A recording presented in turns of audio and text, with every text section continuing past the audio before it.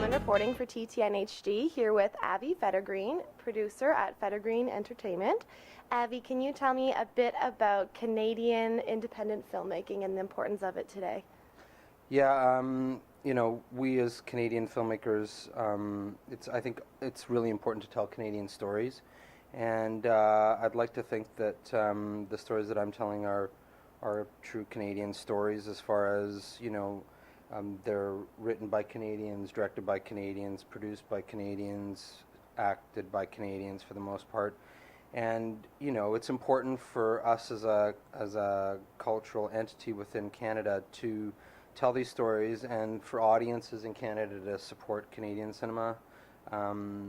It's very important to me, which is one of the reasons why I started my own film distribution company, IndieCan Entertainment, which is geared towards Canadian indie films made for a budget less than 1.25 Canadian. Those films, we make about 250 films in Canada every year, of which not even 10% get distribution, and the remaining ones are left to fend for themselves.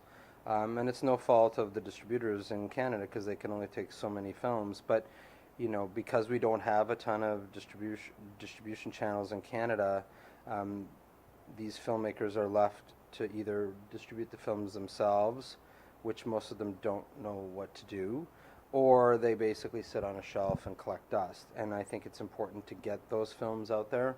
So my mission was to try to take some of those films, eventually hoping to take 15 to 20 films a year, and try to help them get an audience. And right now IndieCan has taken on 2 films. One is a movie that I exec produced called MOONPOINT, which will be coming to theaters February the 3rd at the AMC Yonge and Dundas in Toronto, and then hopefully various other cities across the country.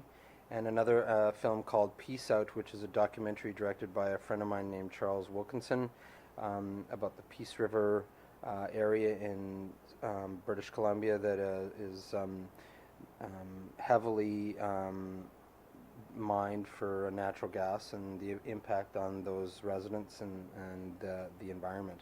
Can you tell me a little bit about MOONPOINT and kind of the audience? I know it's a little bit of a love story. Yeah, so it's we've all had our first loves in our lives, some of which maybe we wound up with, some of which we think about once in a while.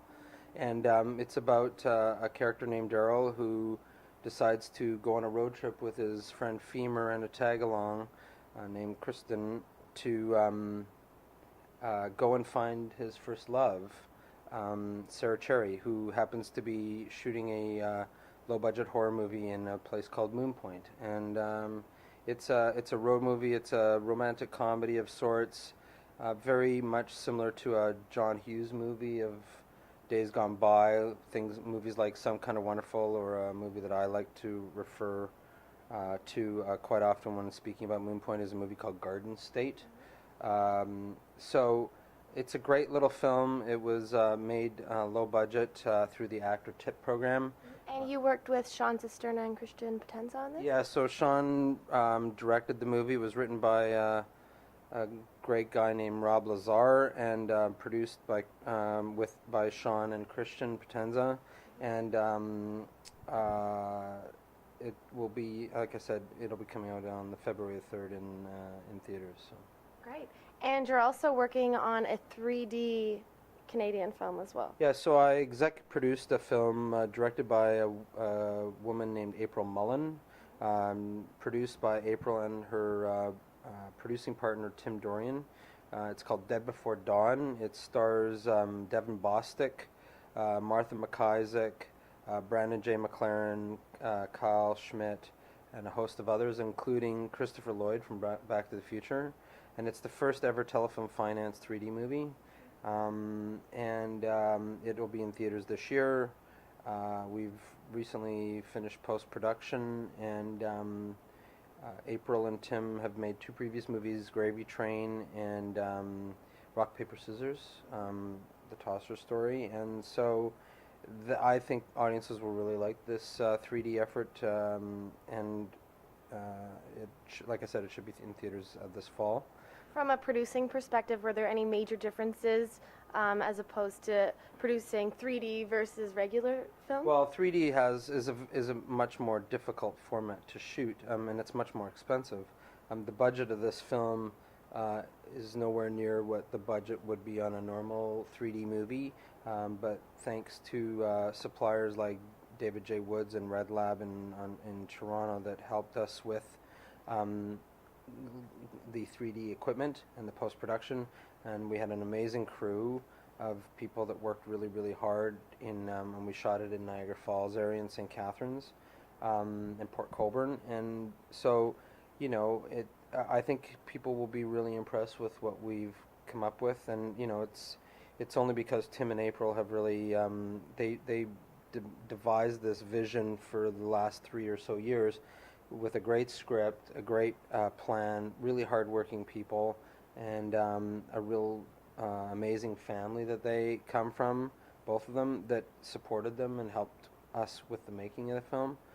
Without all of that, I don't think the movie would have been possible.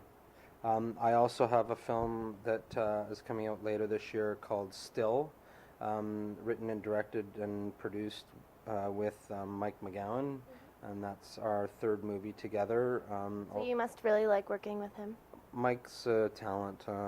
He's one of the very few people that I've ever worked with that really is an amazing writer and director combined, and he knows how to produce films too. So he's got the trifecta, so to speak, and he's a really nice guy, and the crew really loves working behind him, and the cast really adores him as well, and really he works with the cast really, really well on the set and behind the scenes too. So it's a great relationship working with him, and I have a huge admiration for him. And so that film hopefully will be in TIFF this year, and we'll see how it goes. Great. How do you choose the films that you're going to work on? Are you, guided from, do you have some kind of mantra, or like, how do you go about choosing films? I read about 100 scripts a year, and I read about 30 to 40 novels a year, all Canadian novels. And I look for material, and of the 100 scripts I read, maybe I'll take 2 of them. Books, maybe 1, maybe 2. I'm very picky. It has to be commercially viable.